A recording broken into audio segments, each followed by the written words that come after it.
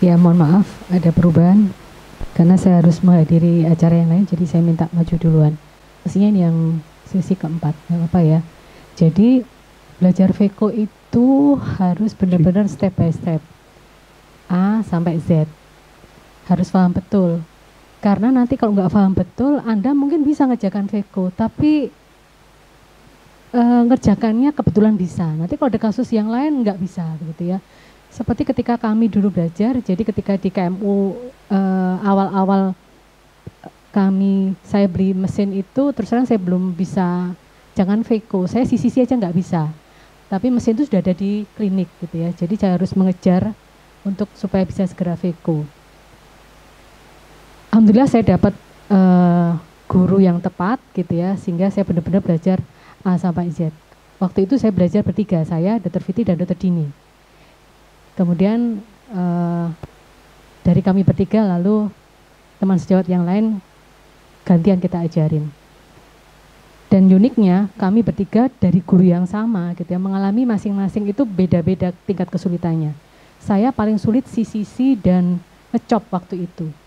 Jadi sampai hari-hari saya itu selalu dibayang-bayangin kapan saya bisa CCC dengan baik, kapan saya bisa ngecop dengan baik. Dengan berjalannya waktu, alhamdulillah sekarang kami bertiga sudah melampaui, karena waktu itu kami belajar tahun 2011, jadi sekitar 9 tahun yang lalu. Baik, bagaimana dengan hidroprosedur?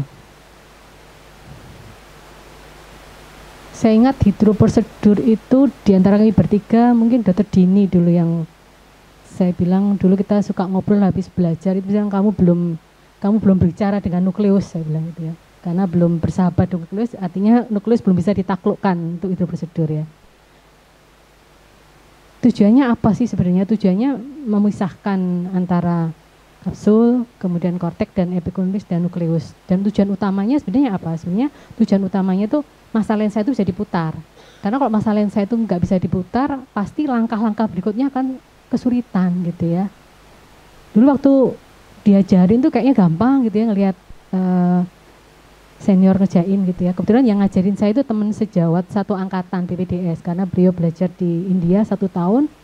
Begitu pulang saya lamar dia untuk mau ngajarin di tempat klinik kami tiap hari Selasa. Bayangin waktu itu kita siapin sekitar 5-6 pasien ya. Saya ngerjainnya mulai jam 2 siang sampai kadang-kadang jam 9 malam baru pulang. Tiap hari Selasa. Karena agak bedanya dulu saya diajarinya mulai dari depan, dari sisi ke belakang. Begitu sisi gagal, dihandle lah oleh guru saya. Sekarang enak, belajarnya dari belakang ya.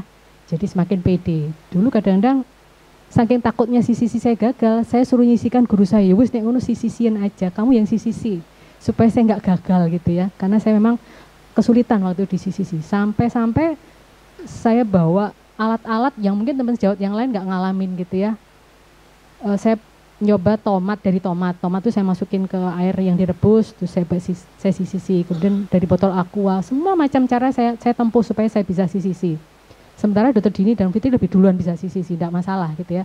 Jadi pasti semua bisa VECO, asalkan mau belajar gitu ya. Nah, hidrodiseksi itu apa sih langkahnya? Yang pertama jangan lupa viskoelastik di dalam COA itu dikeluarin dulu. Ya, setelah itu baru disemprotkan ujung kanulnya itu di bawah kapsul anterior. Dan jangan lupa, ketika kita VECO, visualisasi harus bagus. Yang sering menyebabkan kita terjadi komplikasi dan sebagainya, kita tuh nggak terbiasa melihat dengan baik. Visualisasi kita tuh buruk, kita malas ganti fokus di kaki kita. Itu saya alamin. Karena kan VECO itu beda ya dengan teknik operasi yang lain, manual, kaki harus kiri kanan dan sebagainya. Saya dulu termasuk yang tidak terbiasa menggunakan kaki kiri kanan, tangan kiri kanan, mata kiri kanan, dan telinga kiri kanan kan. Jadi kalau konsentrasi di kanan, kakinya lupa yang kiri. Makanya dulu guru saya bilang, nanti kalau ngerjakan selain VECO, ngerjakan ICCE atau SIG, pedal mikroskop itu di sebelah kiri supaya kita biasa gitu ya. Nanti kalau udah main VECO, pedal VECO-nya sebelah kanan gitu. Itu penting banget gitu ya. Supaya kaki kiri kita itu terbiasa untuk memainkan fokus, zoom dan XY. Itu penting banget. karena Duranto Veko itu bisa jadi berubah. Pasien bergerak, fokusnya dirubah, dan seterusnya. Nah,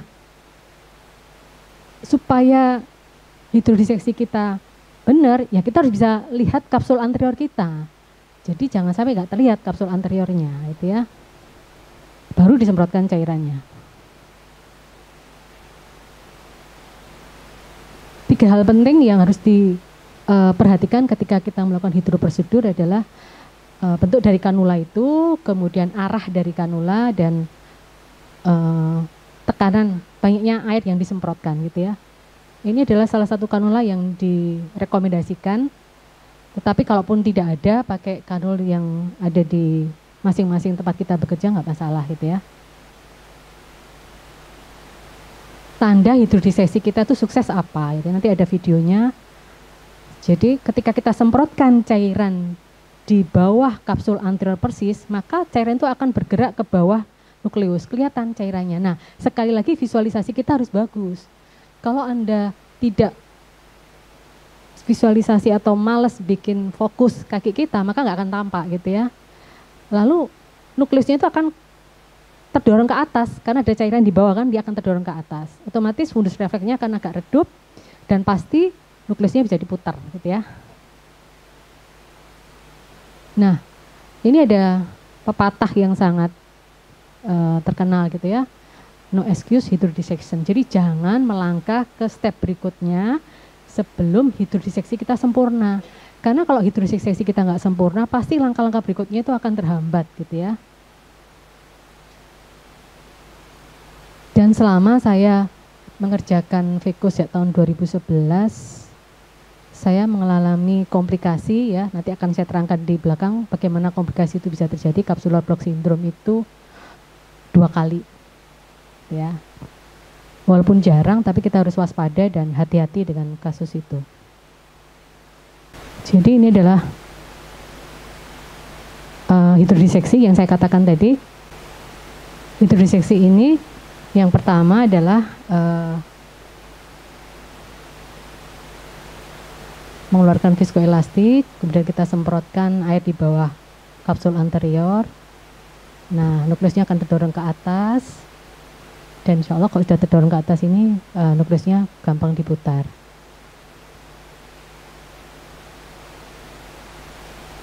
Ini contoh video yang bisa saya ambil dari operasi saya. Ya, viskonya dikeluarin, kita semprotkan, akan tampak air yang mengalir di belakang. Kemudian ini 2 step ya, hidrodiseksi dan hidroliniasi. Coba slow motionnya. Jangan lupa visko dikeluarin, ditekan aja nukleusnya sehingga visko keluar. Masukkan ujung kanul ke bawah persis kapsul anterior. Kapsul anterior harus kelihatan. Nah, semprotkan pelan-pelan. Nanti akan tampak air yang mengalir di belakang.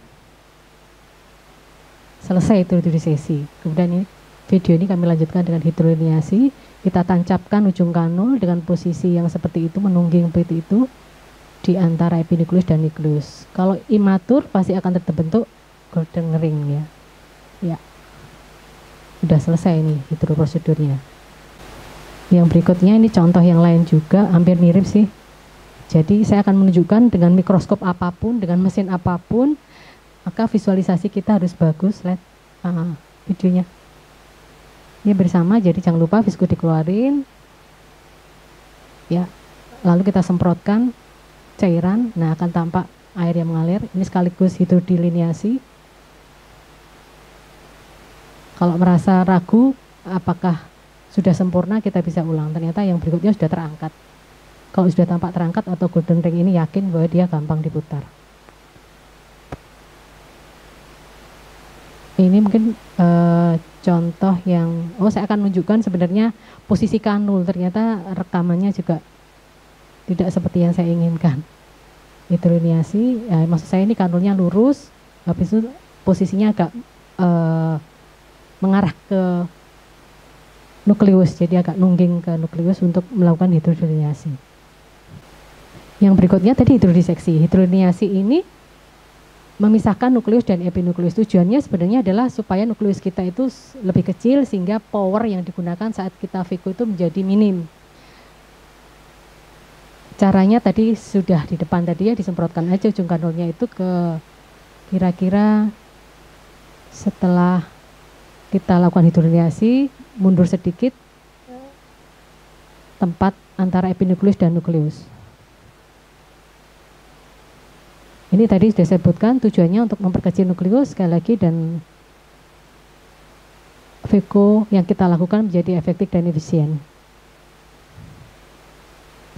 Ini adalah contoh, ini saya ambil dari Dr. Fitri, video Dr. Fitri, pasien ini dengan polaris posterior, di mana tindakan hidrodiseksi sebaiknya dihindari, langsung kita lakukan hidroliniasi. Videonya. Perhatikan bedanya. Ya. Di situ langsung kita semprotkan. Jangan lupa tetap dikeluarkan viskoelastisnya. Ya. Jadi tanpa dilakukan hidroliniasi. Nah, hal yang paling dikhawatirkan ketika kita melakukan hidroprosedur adalah komplikasi, yaitu terjadinya capsular block syndrome atau CBS. Terjadinya robekan kapsul posterior. Karena apa? Karena kita lupa mungkin viskonya nggak dikeluarin, atau sudah keluarin ternyata tetap ada banyak di dalam COA viskonya, atau kita terlalu cepat, terlalu banyak nyemprotin airnya, atau terlalu kuat sehingga kapsul posteriornya itu robek. Ini ada satu video yang saya tunjukkan bagaimana CBS itu bisa terjadi. Akhirnya operasinya di-convert ke teknik yang lain, bukan dilakukan Veko. Ya, kalau saya perhatikan sebenarnya sudah cukup, viskonya sudah cukup banyak dia keluarkan ya. Ujung kandolnya, jadi melakukan hidrodiseksi, rupa-rupanya merasa kurang, kemudian diulangi lagi di tempat yang lain, bisa dilakukan ya, bisa 1 kali, bisa 2 kali, bisa 3 kali, dilakukan hidrodiseksi ulang. Ini kasusnya matur, kataraknya cukup keras. Nah, sebentar lagi kita perhatikan ada robekan di sini. Ya, ini robek. Ini masih mending tampak robekannya. Jadi sejak awal kita sudah menghentikan Veko itu. Saya pernah tidak terasa robekan itu karena sisi-sisinya masih cantik. Jadi setelah berhasil saya puter, begitu saya puter, saya melakukan chop, baru saya mau makan, baru mau saya chop, langsung drop nukleusnya. Kemudian saya flashback, saya putar lagi videonya, kemudian saya ingat-ingat. Ternyata, saya 2 kali mengalami CBS ini ya. Ternyata ketika saya melakukan hidrodiseksi, itu tampak berat, tampak ada hambatan. Berarti visko yang ada di dalam COA itu kemungkinan masih belum saya keluarkan dengan baik. 2 kali saya mengalami itu. Sehingga berikutnya saya selalu hati-hati untuk tidak malas atau tidak lupa untuk mengeluarkan visko yang di dalam COA.